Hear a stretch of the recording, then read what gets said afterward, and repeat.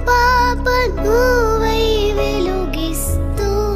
నా కలకు రంగుల మెరుపిస్తూ అడుగడుగు నీడై నడిపిస్తూ ప్రతి మలుపులో నన్ను గెలిపిస్తూ అండగా ఉండవే ఎప్పుడూ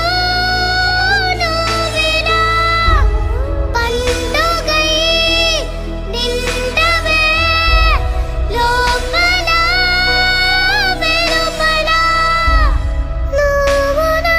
తోడై లేనిదే నేనెలా అమ్మా అమ్మా